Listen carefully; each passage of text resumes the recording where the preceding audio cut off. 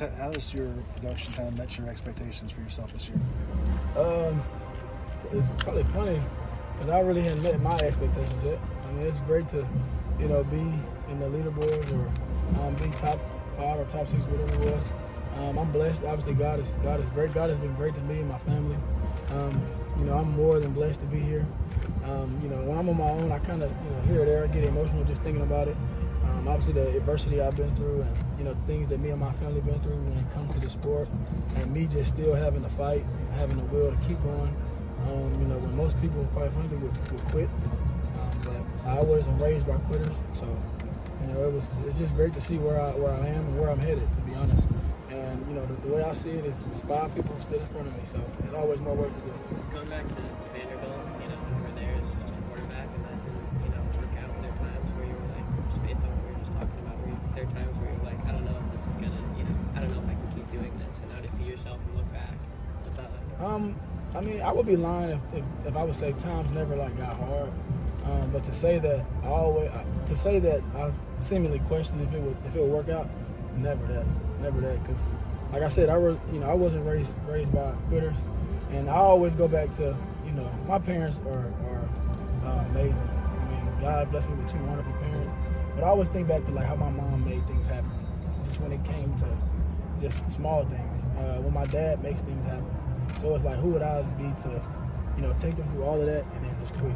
It's God didn't bring me this far just to bring me this far. Whether it was some adversity at Vanderbilt, whether it was an ACL in high school, whether it was, thinking I could have won the battle at Georgia State, didn't win it, being switched, having to switch again after the switch. So, it's all about facing adversity and just keep pushing and keep fighting. What was the toughest moment in that whole journey?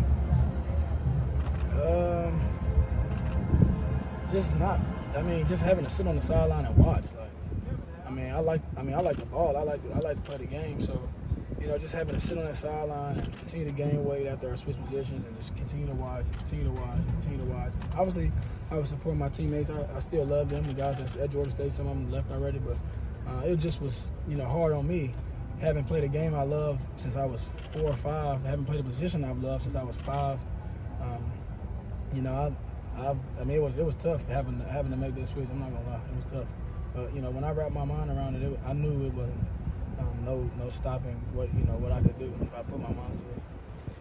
There's a screenshot I think you posted on Instagram just about I think it said is Jamil Muhammad's impact going to be overrated this year?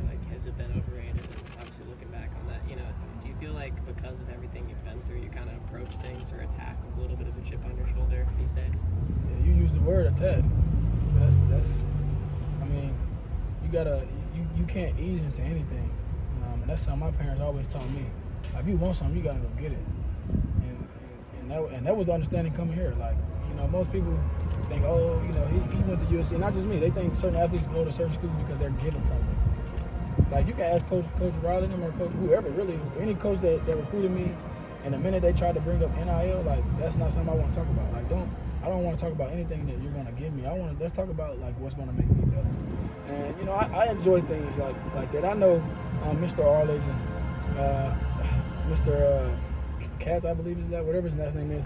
I apologize for not remembering his last name, but I know they didn't mean any harm. They're doing their job, but it's just certain things that I do, pay attention to. Certain things that I do just use as for a extra chip on my shoulder, just continue to allow me to push for that ultimate goal. Do one more. Coming to USC as a transfer, this is going to be your first taste of the USC Notre Dame rivalry. So, if you kind of heard stuff about that from teammates, so what are you most looking forward to kind of playing this historic game? Oh yeah, I've talked. I hadn't really talked, but I heard Caleb talking a little bit about it. Guys like Mario and obviously Coach Riley talk about it a lot. He talks about how it's just such a memorable game. How much it'll just be one of those games that you just remember for the rest of your life. So I'm really excited. All of this is new to me. I'm still getting used to the home crowd because at Georgia State we didn't have a huge crowd.